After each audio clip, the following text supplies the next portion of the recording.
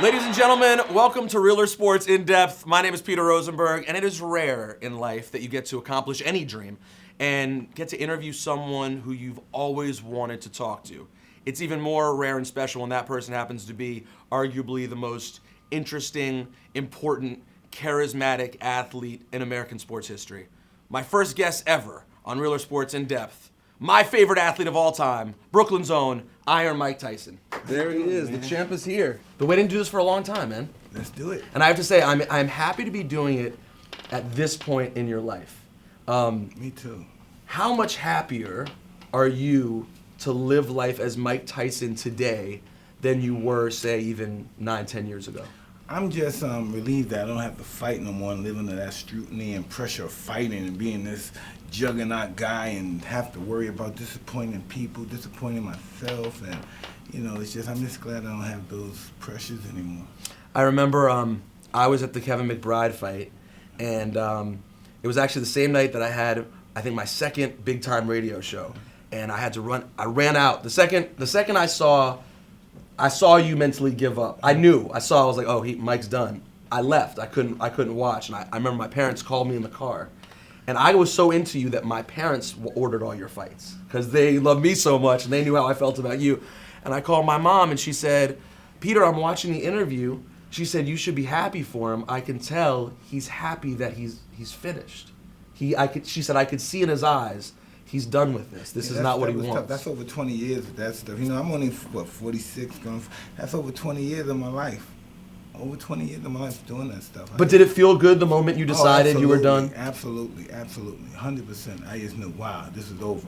Now we could have fun, But what happened? Something changed in you. I went back and I was watching Beyond the Glory with you and watching some of your old interviews that I haven't watched in so long.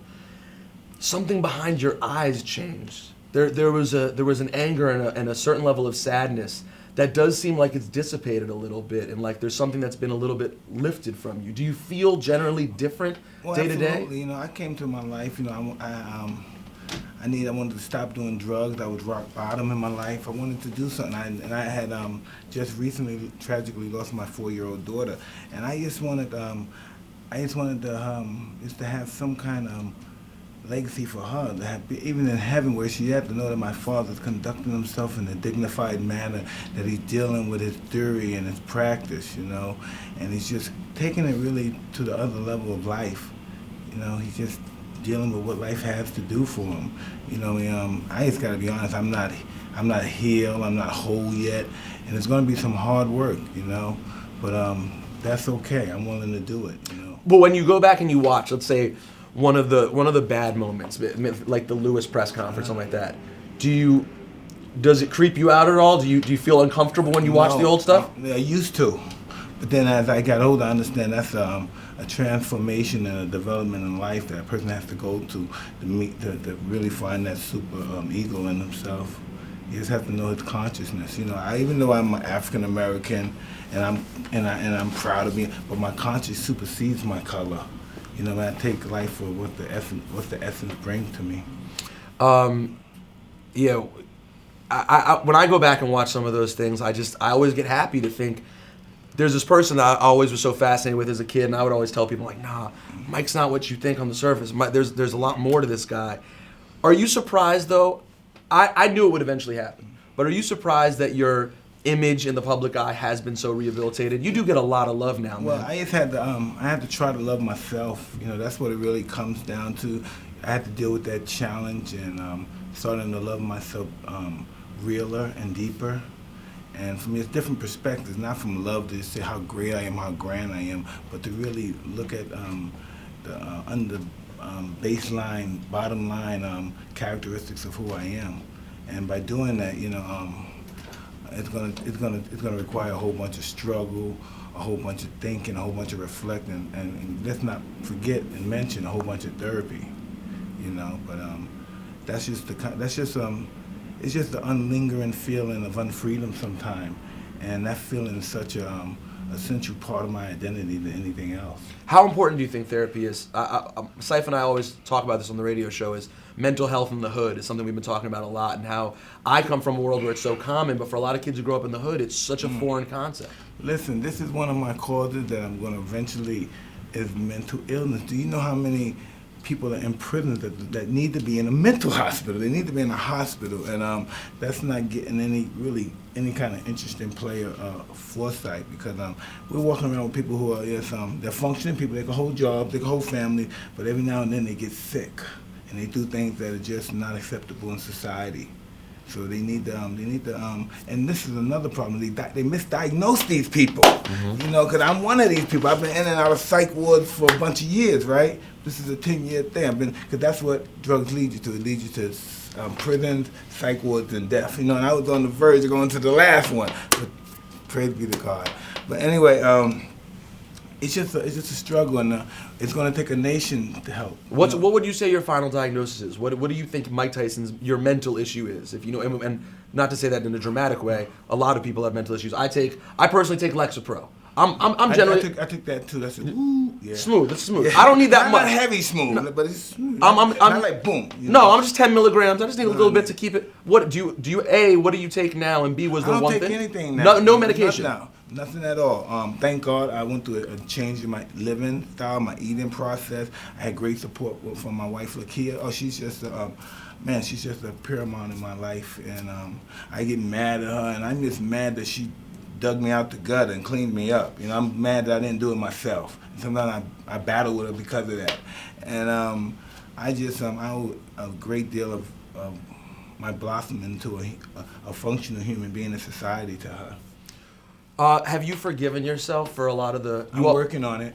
I did some bad stuff. I'm working on it. Because you always said, we all know, you've always maintained that you did not rape Desiree Washington, but you said that you felt you deserved to be in jail regardless. Well, listen, I thought that was a life call from God, because there's no way I was going to survive out here conducting myself the way I was conducting myself in 1992 and 91. There was no way. I was just at the tipping point. My fame was at a pretty much all-time high right there, and I got in trouble, and if I didn't, people were dying from AIDS. I was so promiscuous and just unprotected sex. I sleep with strangers. So and that was a big period that a lot of people were dying and getting sick. So maybe I skipped that, and I was disrespectful to people. And so maybe somebody would have shot me. I've been afraid and said, I'm not gonna fight him. I'll give him this. And so those are the things that I had to deal with in that particular time of my life. And I'm just like I said before, I'm just trying to convey gratitude. Has anyone ever called you out, since you've gotten rehabilitated and gotten on point, has anyone ever come up to you and been like, hey, Mike, I met you back in blah, blah, blah. You were a dick. Has anyone ever called you out? Absolutely. Hell, yeah. And I had to let them know that I was a different person there, and I'm embarking on a different way of life. And if I offended you, I'm truly sorry, Let's go back to the old days. Everyone knows that a lot of people who had a vested interest in your life also had a vested interest in their own gain. And I feel like there's a big disconnect, because when people tell your story, they'll talk about, I think no one questions that Cuss loved you, of course, but everyone also knows that he saw you as an opportunity at last glory. Oh, yeah. God. How do you, in your mind, look at those two things, though? Because I know you also love him, and you also feel that he loved you. How do you see the overall picture looking back now on how Cuss felt about you? I think the way he felt about me was just the way he was. He's so objective. Maybe he's just not capable of showing the affection. He can show love, but he's not affectionate. Because when I used to hug him, he's like, oh, and he just wasn't. He's born in 1908. He's seen a lot of horrific things happen to his family. In 1926, a cop killed his brother. His father died out in the 30s, the 40s. And he's been through a lot in life, and he's bitter. People stole his fighters. He became bankrupt. He didn't want to pay his tax. He's part of the communist regime in the 50s, the Rosenbergs and those guys. And so Cuss more than anything. He's a man of glory. He likes glory, and I piggybacked on that ride with him. I couldn't have done it without that insight that he gave me.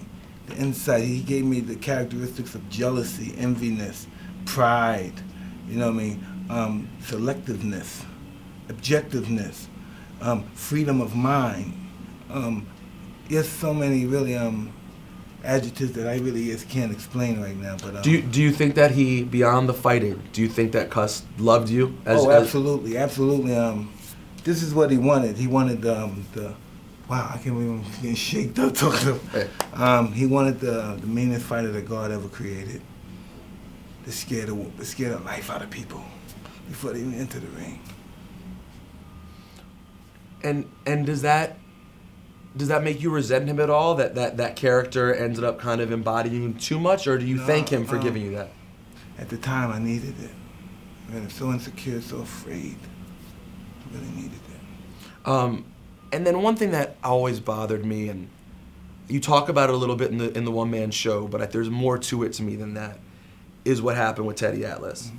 And I know you guys never talked again, and for people who don't know, Teddy accused Mike of saying something, as you acknowledged, inappropriate to his... He grabbed his sister-in-law's butt. She was a young girl, Mike was a teenager. And then Teddy put a gun to your head and shot the gun next to your ear, and he was then... Cuss kicked him out of camp, you never saw him again, Cuss never saw him again. And I know you never talked to him again.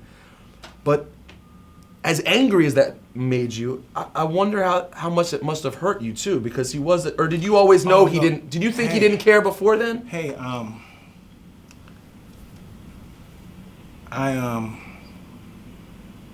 I was sad when he did it. I'm never mad. I never was mad at Teddy for that. I was never mad at Teddy for that. I was just so embarrassed that I did that to cause him to do that. I was never, ever mad at him to do that. It's just people, other reporters agitated it on, and they pretty much, I don't know, made an issue out of it in the papers, and we both, I don't know, I felt insecure. I wanted to attack back, so I wasn't a punk, but it was just all out of emotion and stuff, and I thought I deserved that. I'm just from the streets, and that's really what happens to people that do things like that. And maybe it wasn't right, but that was just the law that we lived by. So you understood that why he did it?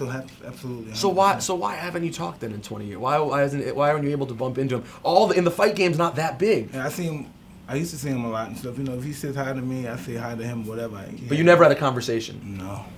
Well, he has to know that I'm sorry. And he has to know. I'm not afraid of him, but he has to know that I'm really sorry. From all the years that he's known me, he has to know I fucked up and I'm sorry. You know, over the years we said bad things about one another, but he has to know that. I don't care what anybody's telling him in his ear, he's a bum, I'm this and that, but he has to know I'm fucking sorry. Did he help you as a fighter? Was he a good trainer? Absolutely. Was he different than Kevin Rooney? Was there a big change when you switched? Absolutely. Did you love any of the other people around you between Caton, Jacobs? With any of those guys, did you feel a personal, real bond to any of those guys? I was very friendly with Jacobs. He was a great guy, I thought. But I didn't want to live in that world no more without Cuss like that. I wanted to be my own guy pretty much. But you don't think Jimmy was there strictly for the money? You think Jimmy did have love for you? He had care, but he was interested. That's because it all comes down to, I'm not, listen, I'm black, broke, ugly at the time, so no one's gonna come and say, hey, we're gonna save you. No, that's not gonna happen. So everybody had an invested interest, I really believe this. This is what I believe. These guys didn't believe in Cuss that I was gonna be this guy. Cuss told them I was. Because I was losing fights. I didn't win the Olympics. Guys were beating me. I was getting knocked out. But Cuss is telling these guys, this is the greatest fighter God produced. I'm not saying I am. I'm just saying what this old Italian guy is telling these motherfuckers. And these guys, they're like, they don't know. I'm getting beat by... Really, well, they weren't boxing guys the way Cuss was. Yeah. So, and I started feeling funny, too. I started doubting myself, but Cuss just knew. He just knew. That's why I don't understand that part of my life. Who is this guy? He's not here no more. Who the hell is this guy? That's why I talk to him. I try to understand who he is. I meet this guy.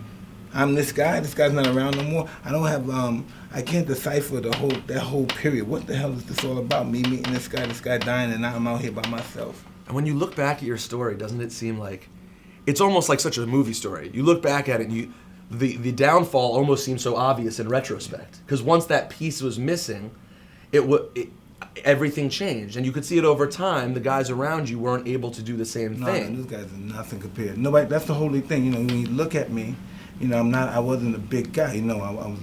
I'm a small guy. I'm short. I'm 5'10" and a half. These guys are 6'5". I'm short. These guys are bigger. But why do I continue to win and win with arrogant ease? Because I have the best teacher. You know what I mean? And no one, I don't care who they're, the best teacher, they couldn't reach the core of me like he did. For whatever reason. Nobody can reach that core of me and bring that, whatever that nasty stuff is, that was good to everybody else, but he brought some real nasty stuff out of me, mostly from shame and embarrassment. He loved the fact that I came from nothing. He just thought that was everything. He said, this is going to be the greatest fighter. I'm telling you, this is what this guy told me. I don't believe this stuff still to this day, but this is what this guy told me. How much did you love Camille? Oh, that was, we had a family. It was me, him, and Camille. And then a few guys came back. Tom Petty came, because Frank Mincelli left. But it was just me, Jay, Tommy, Camille, and Cuss. And then fighters would come to spar. And that was it. And we just had to go. I had a different life. I have to come to grips with really who I am and who I want to be, because I've lived so many different lives. I lived this monastic life as a child and a teenager. Then I lived this extreme, extroverted life. And I get in prison. I'm wild. I'm so tough cakes, a badass psycho black guy now. And now I'm on my knees, just being humble to the world, trying to get grips of who I want to be in this world. Which world are you most comfortable in? Which world feels the most like Mike Tyson? Is it when you're hanging out at Cannes Film Festival? Is it when you're back on the block in Brooklyn? Where are you most comfortable? When I'm in the presence with all my family members and we're safe, and I can sleep and wake up and know everybody's here. I see them. Mostly when I'm in Vegas, yeah. Vegas these days. How different is it hearing about your son Amir's life down in my hometown in Montgomery County, Maryland, versus you growing up? I don't even remember this. When I saw you at WWE a couple years ago, and when you're sitting around with Mike, he drops gems all the time. Like, he'll just pull out random stories, and you started saying something to Amir. You're like, yo, you need to do this, because if you're ever in jail and someone tries to test you, blah, blah, blah, and Amir looks at you and goes, Dad, I'm not going to jail. And I just thought, like, man, this kid's life is so different than his dad's. Does that ever cross your mind? And must feel like a blessing, I'm sure. I don't know. I'm just very conscious of who he is and where he is and how he is. Anything could always happen. Madoff didn't think he was going to prison. He was an elitist. We're still living in a world where we have the problem of elitists, and people are trying to do I don't know if it's the right thing, but the liberal thing, so to speak. And we need to close that gap and become more loving and respectful to one another. Until we don't drop the attitude that you need to work for me and we're going to imprison the whole country and they're going to work for us with minimum wages and we're going to suck up all the big wages. We're going to always have conflict. You know what you sound like right now? What? Cuss. Yeah. You got a little bit. You have a little bit of that. So do I. A little bit of a socialist mentality in your mind. But that's how I live my life. If a guy had a convertible, he was a selfish pig. He only want to drive with him and himself. That's what I gotta listen to with Cuss. That's why that's a nice car, Cuss. We want to spawn point, they have a convertible. Wow, and I'm broke. That's a nice car, Cuss. Nah, that guy's selfish. So why is he selfish? Because they only bought a car for him and somebody else to drive. And Cuss wanted to buy the station wagon, the big van, the U.S. Put 12 people in the car. Let's drive to the fights. Let's drive here to the movies. And that's just what he was. Is that part of why you gave so much away? There was a story back in the day that you gave away something like, at one point you had like 80 cars total over a few years that I know you weren't driving. So did you in those days, did you just enjoy giving the hanger-oners stuff? No, I didn't think I was going to live long. So I was just being excessive and just doing what I wanted to do. Are you surprised that you're here healthy and happy at 46? I'm just very grateful for every moment that I receive, because you know how many people that don't wake up in the morning and God chose me to wake up. I don't know if he wants me to, I just don't know. I'm just very grateful. Well, I remember there was a time in the early 2000s when I was trying to work on a documentary about you, and as weird as it sounds, as a grown man, you were a focal point in my life. You were someone I always was studying and learning about, and I would get up and go to the boxing websites, and I had constant nervousness about whether you were going to be in some shit. Because at that point it was. Listen, all the time. I used to drink a lot. I used to go out to club and then I'd black out. And then the first thing I do is let me go in the paper, see if something happened. Boom. I don't remember anything. And there'd be a hotel lobby, this. The hell with you, Ratho. The hell with you, Ratho, over there now. What the hell? And then a lot of people forget that after you did your time, you went back to jail again because of the fight in Rockville. On Rockville Pike in Maryland. But then you remember I done went crazy in the prison. And then you threw a TV in prison? Yeah, I'm sorry. The warden was Don't apologize to me. You only stressed me out as a fan, besides that. Apologizing to the warden in Montgomery County Jail. Now, at that jail, by the way, was one of the, I believe again, I don't believe he passed it. Yeah, you saw JFK Jr. Yeah, Not a lot of people knew you had a relationship with JFK Jr. Yeah, he came to see me in the shit house. That wasn't a nice place to see him, but... How did that friendship start, though? Why did he take an interest in you, or vice versa? He used to come to the fight, but I remember one time. This is very interesting. Like, see, you never believe this because you see, like the way he didn't walk. He walked just like if you see him, he'd be walking right down the street. That's how he walked right down the street. And one day, I don't know, I'm riding a bike and I think he was waiting. I skipped by him real quick. And he wait. And I don't know, I'm chasing this girl's car. But I'm on that little 3-wheel trike I got. You know the 3-wheeler? It's like a 3-wheeler. And I must have shot some stuff. I just kept going. And then I think it must have been the next day or something, or 2 days ago, he wanted to meet me. And so I went to Georgia and I met him and stuff. But he was a cool guy, and he was just a simple guy, you know. He's just simple, you know. He's just not what you expect him to be, and he's a real person. True story that you told him you didn't like the idea of him and the private plans. I heard that you told him you made you nervous for some reason. Yeah, I didn't think he should do it because he had an instructor with him when he came to visit me. He was driving, he was tired, he drank coffee, and he stayed at my house just for a while to get some rest and talk. And then he drove again. You know, he had an instructor with him. He had somebody with him flying. He was flying it, but the guy was right there giving him instructions, I believe. On a totally different note, how much do you remember of the early fights, like the knockout spree? I'm talking about the Marvis Frasers, the Donnie Longs. I don't remember much about none. Do you remember any of those? Nah, I just remember most of the ones I lost. Well, you didn't lose any of the pro ones, at least until the bad one. But you talking about the real early ones? The early. Do you remember Donnie Long? Yeah, I remember Donnie Long. Donnie Long. There's a quote from Donnie Long before your fight saying something along the lines. It's one of my favorite things. He's like, "I'm gonna see Mike Tyson, and I'm gonna knock him out." And this guy has the most classic, the classic '70s fro with the peace fight picking it. And the next thing you see is this guy just laying on the ground. Did any of those guys, at a certain point, did no one even present a challenge to you at that point? Or I don't know. I just listened to what Cuss told me to do. I can't take the credit for that. You know, I want to take it, but I can't take this man. This is what you do. I never questioned him. This is what I did. He told me to do something. I did it. I never said, well, I'm great. This is what he told me to do. I never had that relationship with him till later in life. I thought I was great, but I never. When you watch me fight, you never saw me really. When Cuss was alive, I never celebrated.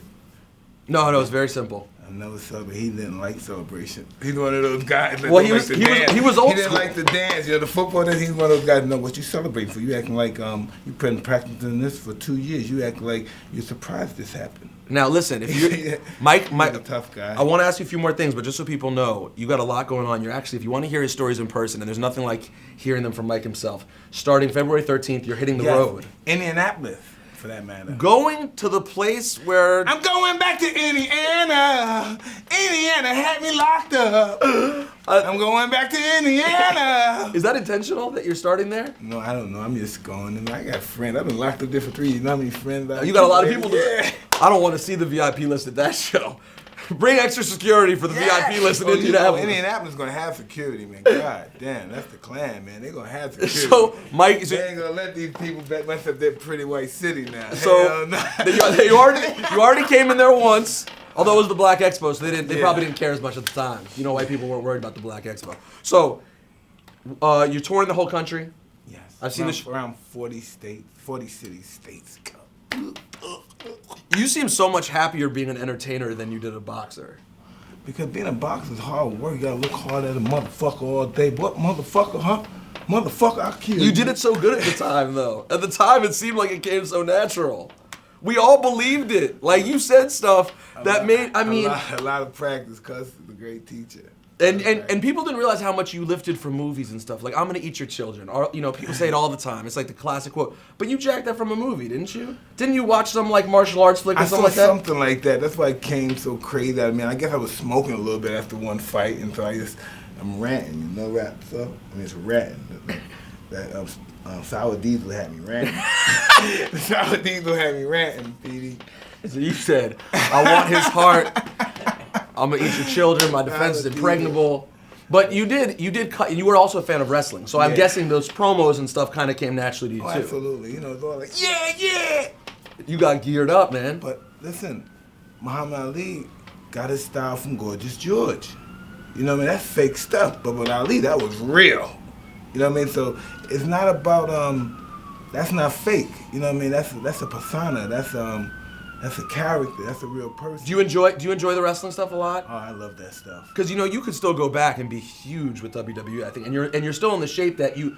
Fine, boxing might not be in your cards, but you could have a couple matches and work wrestling for sure. I had the match. Yeah, you worked with DX. You did your thing. You got your. Yeah, but the other guy. Remember, I was with the guy I had to knock out. Who did I knock out? Shawn. Back in the day. No, Shawn Michaels. But I knocked somebody. Shameless. Oh yeah. When Sheamus was a bad guy still. That's right. Yeah. So you could always do that still. Now, real quick, back to the fight game.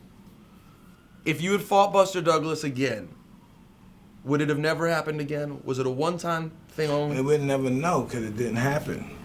I like to think I could, but I always keep the reality. But he was good that night. Yeah, he was pretty hot. When you watch that, when you go back and watch what Buster did that night, it was impressive. I was pretty bad. I knocked him out. And you did knock him out. Come on, you gotta tell me. You gotta tell me. I'm the person who told everyone. I'm like, he was down for 10. Yeah. I still watch that fight to this day and get frustrated. Me and Jack Dempsey got screwed. But here's my question. I will tell you this though. I worry that if you fight Evander 5 times, did Evander just have your number? Man, I just don't want him. He beat the shit out of me. God damn. I just feel like he had your number. I thought you were so much better than him, but he just seemed to, he pushed you right back. Shit. He pulled your bully card. He knew you deep down weren't the bully you pretended to be. I was winging, man, but listen. We should have did it again, a third time. We should have. We had a chance. Third time. Yeah, but the third time. I think if any of those fights happened, if you'd beaten Danny Williams, which you should have done if you hadn't hurt your meniscus, you were on your way to beating Danny Williams. I'm pretty high in that fight too. Oh my God. Mike, I traveled a long way to be there for that fight. I spent a week in Louisville for that damn fight, and you were high. Yeah. Jesus. Hell of a drug. Hell of a drug. But any of those fights, I think you would have had a third Evander fight. Is there any amount of money on earth that would get you to fight again, right now? Just for shits and giggles. I would never fight. I mean, it's just, listen, if I had that frame of mind, my wife would leave me, my friends wouldn't leave me, these people wouldn't work for me and shit. So the same mentality that made you... I had that oh, shit. So the same mentality that made you a good fighter made you a miserable human being. Oh, absolutely. That's what my wife called me, the miserable vegan. My wife called me the miserable vegan. You're still a full-on vegan? Yeah. What's your weight right now? You about 220?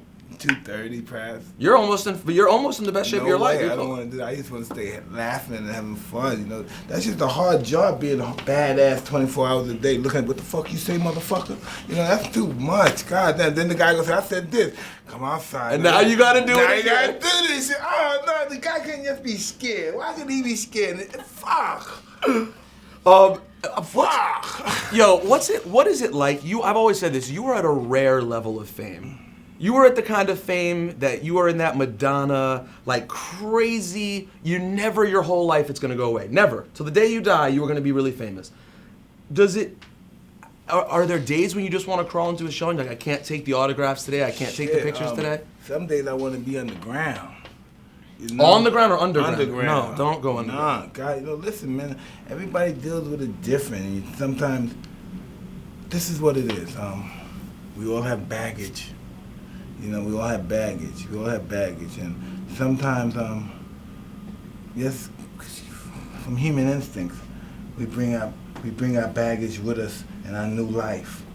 We bring our baggage from boxing in our religious life. We bring our baggage from life in our relationship life. We bring that stuff, and if we don't, we try to cut as much of it down as possible and try to change as many of the channels as we can. But if you're not facing that problem and trying to deal with it, you're never going to find any happiness. And that's why I said I was trying to, it's close the gap between who I am and who I want to be, because that's what it is. We're on a journey, and this is one big school, this planet, and we got to figure it out. But real quick, take me through a day. You leave here right now. When you go outside, what's it like for 20 minutes to be Mike Tyson? Like, how long can you last without getting spotted?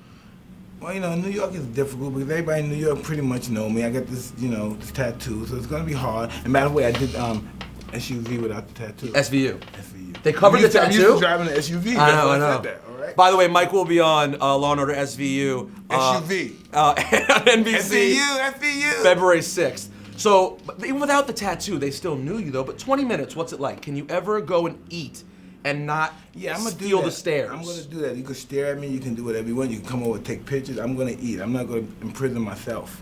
I did that before, imprison myself. I'm not fucking megalomania motherfucker. Get your ass outside and hang out. You know, what the hell with that? When you die and when you take that dump, we're going to all die the same way. You can't bring anything with you. So that's just what it is. You have to live life on life terms, okay? I used to think I was this big hot shot guy. Don't you talk at me. Don't you talk to me. But no, all that is over now. Now I got to live law and life like everyone else. You know, you have to be humble, because if you're not humble in this world will surely thrust humbleness upon you. So I try to I try to walk on the proper eggshells, so to speak. It also must be strange to me, because here's the thing, right? For example, I met you probably, a whole bunch of times before you remembered me, which makes sense. You meet tons of people every day, and everyone remembers the time they met Mike Tyson, right? Like, if anyone's walking around, they're like, I met Mike Tyson today, it's a moment. And you live in New York, so when you're out here, you must have people come up to you so often who goes, Mike, you remember when blah, blah, blah, blah, blah, and you must be like, man, you know how many motherfuckers I've met? If he says the right word, the memory will click. It could happen. If he says the right word, yeah. But it seems like you really do know everyone in this city, especially in Brooklyn. It seems like everyone's got a Mike Tyson story. The reason is I miss people. I forget because I'm human. I'm older. I'm getting dumber. But the reality is I'm a historian, so I remember things from the past. I remember things from the Trojan War. I remember Alexander the Great, all that stuff. That's over 2,000 years ago. So I'm good with people's faces and names and incidents and stuff. And you do know your boxing history, of course, is crazy. Who besides you, who knows the most about boxing that you were ever around? Maybe Max Kellerman or Ray Boom Boom Mancini. He knows a lot too. And could we ever see you working with Max maybe on HBO? You think that's a possibility? Man, I would love to do that. Max should also think about Boom Boom knows a lot. His father was one of the greats. He hung out with him, he trained with him, he fought them. So Boom Boom Mancini, that's just awesome. And he knows the stuff. He knows it just like I know. He knows the stories. His father told him. His father was there. His father was with them. That's why it's just awesome. It's just awesome being around him. Also, not a lot of people know this. What were the conversations like when your former brother-in-law was head of the Republican National Committee? He's an awesome guy. I always had the utmost admiration and respect for him. We can't judge people by their political beliefs, because that's just who they are. But he seemed like a corny guy. He wasn't a corny guy? Well, I won't say corny. He's just not conventional in our world of hip hop and what we used to cool. Corniness could be a guy with a whole bunch of bling on, but he's a corny motherfucker. We can see through him, So that's your appearances don't mean corny, but that's just he's not conventional cool. But you got along with him? Oh, I love him to death. Really? Good man. Yeah, good man. Speaking of hip hop, we need more Republicans like him that are more hip, that talk. That's what it is, man. We just need to communicate with the people.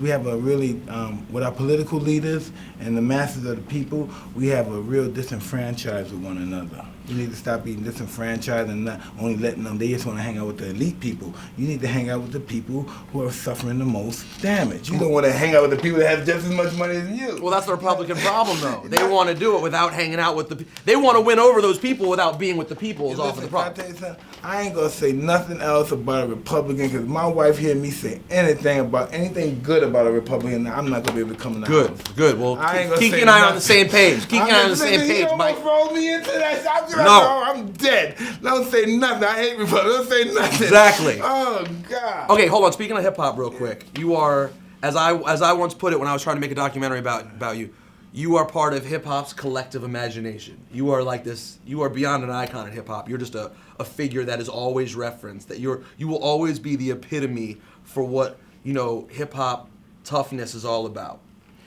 Did you enjoy that role? Did you sense it? Do you identify with the culture as much as the culture is identified with you? I identified it when it was in its infantile stages more so than now. I more identified with the grittiness, not giving a fuck, just being out there, being malevolent at times, being loving, caring, but in a crude way. But it's still establishing the same feeling that a noble will have as well. Who are your favorites? Who did you enjoy in that era? Man, Rakim was off the hook. You know, they all was just LL Cool J. Yes, they were all Run DMC. They were just all. But did you start geeking out when you were a kid and these guys were excited to meet you and these guys started mentioning you on record? Like the first time you heard someone say, like a Mike Tyson jab, or, you know, were you like, well, yeah, but no one was funny. These guys, we were all street people. That's why we connected.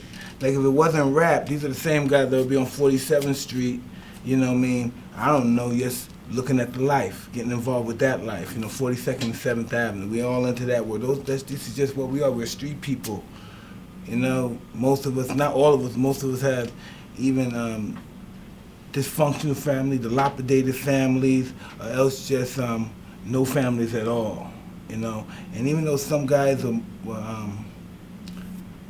financially superior than others, we still had the same emotion and feelings. We wanted to create something. We wanted to create something. We didn't have nowhere to go. We didn't have no programs. White kids, black kids, we didn't have no music programs. We didn't have nothing then. So we took our turntables, we took our dance moves, and we made our own instruments. And that's what we did. And that's not no black, white people were involved. It was just a culture involved. It was a whole ideology was involved. Just a lifestyle, the way people live. Don't fuck with me. And that's how we felt. The infantile stage of hip hop was like, leave me alone.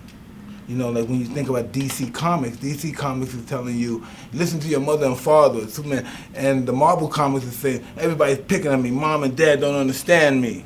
And that's the difference. It's all about hip hop. When we were disenfranchised, it enfranchised us. People from all over, different states, different countries. You couldn't tell one guy that was a tough guy, a hard guy that's from New Jersey. You couldn't get him over here and talk to a guy from New York that was a gangster without them trying to take advantage and shoot each other. And that's how it happened, because those were the tough guys. And eventually, they became all together. They had their beef and things happen, but then eventually, everything healed, and we know we have to work together to make things work. Your relationship with Tupac is well documented, and you talk about it in the show. Him coming to visit you, and you having a relationship with Pac. You once told me the story of meeting him at a Digital Underground show, or you? No, we were at some show. I don't know. It was a Midsummer Nights, one of the magic shows in '90. It probably was, and there was one guy that was trying to get in the door. You could see he wasn't dressed appropriate to be in this. And the gentleman that was at the door was a really good friend of mine. And me and him were just crying about, we felt people took advantage of us. We were just in the limousine with our drinks, crying. And he was at the door, and I said, come on, man, I know you can let him in. Me and you cry together, you know? And he said, hold it. And then the little guy said, 1 minute. And he came back, he must have had 100 dudes with him. So he said, hey, we got to go through the back. So when we came through the back and let him in, next thing you know, we was outside talking. We went inside. Tupac had grabbed the mic and started rapping. He's on the mic, and everybody loves him and stuff. And that's when I met him. He was around 19, 18 then. And when I was in prison, I believe he had wrote me and said, listen, a long time ago, he became a big star then, I believe, overnight, within a year or two. And I still didn't know who he was. He said, you let us in the club, and you were cool and stuff. You think I could come visit you? And he came and visited me. He was at the Indiana Black Expo, so he came and he visited a couple of times. He was at the expo after you were in jail, and he came and visited you from the expo. Yeah. Sweet irony. Did you, what about Biggie? Did you ever run into him? I just knew Biggie periodically. I met him once he was at my house after the McNeely fight. I met him one time again at Nell's. But all my friends that I grew up with in Brooklyn, they all knew him. Guys I used to fly pigeon with, they all knew Biggie. I never had the opportunity to know him that well. But you hung out in his presence, but you guys didn't. Yeah. What do you want to happen? I'm so thankful and happy as a fan that you're in this place in your life, because there was a period when I wasn't sure that this period of your life was going to happen. And I'm so happy, and I think it's a blessing that you're here. What do you see? You still have a lot of time for this next chapter of Mike Tyson. What's the next chapter of Mike Tyson? I'm just very grateful that God's allowing me to live now and deal with it day by day. And it's all basically up to him what he wants me to do. You know, I'm just going to follow steps. You have no preference, though? There's not one thing that you'd say, you know what I would love to do would be... I just developed a closer relationship with my wife. You know, that's really where we're at right now in this relationship. We have to bond even tighter. You know, we have to overlook... How long you been married to her now? 5 years, 4 years. But we have to overlook the mundane things that that we let antagonize us, which is pretty antiquated, but that's what relationships are. We pick on the past because there's nothing bad going right now. Everything's going so perfect. So let's find something we can pick on, make this unperfect. That's the way we destroy ourselves sometimes. So we is working on basically developing a closer relationship, among ourselves. Forget the kids are there. We're going to take care of them. Yes, but we need to be closer. We're close, but we need to even be closer. Wow, yeah, I've been married for only 5 months now. I'm starting to understand the complications, and it's beautiful too. But that intimacy is challenging. You have to be close and tight, but we have to give each other space. See, that's where it gets tricky at, Life is long. Yes, life is long if God is willing. If God is willing. If God is willing, life is long. I could talk to you for 9 hours, but you have other things to do. First of all, February 6th, Law and Order Svu. I'm Reggie Rose. I'm a convicted, condemned death row inmate. Oh, you play a criminal? I don't have no tattoo on. No tattoo? No, I'm just talking shit. You're being old Mike. You had to summon the old Mike for this part. No, I had to summon a very humble dude because I'm getting ready to get fried and they're giving me an application. There's a possibility you can get life and we can send you to a nice prison. How was acting? Were you a decent actor? Listen, I don't know if I'm a good actor, but I know I love to act. And I know just from the love of acting, something good will come out of it. Oh, 100%. And then also the tour again starts out February 13th. Mike, I've dreamed about interviewing you for a long time. I always do great interviews with you, like when me and you talking and hanging out. Well, that's why I was like, finally we're gonna get on camera and have a conversation documented. And I will tell you, the day I got to spend with you and your family at Monday Night Raw in Minneapolis a couple years ago, if you can imagine getting to go hang out with your hero, we'd barely met him at the time, and then hang out for the whole day. I sat in the front row with, it was me, your son Amir, your wife, and your ex-wife. And I was the adopted Jewish son, just hanging out with the family. It was one of the true, most fun memories of my life, so I thank you for that too. Mike, pleasure, buddy. Just make it work, I'm not no player, I'm not no hustle, I'm not no fly guy. You're a family man. Just making it work by the grace of God. Grace of God, thank God. Oh, thank God is right. Thanks, Mike. Love you, buddy. Ladies and gentlemen, presenting the undisputed, the undefeated heavyweight champion of the world,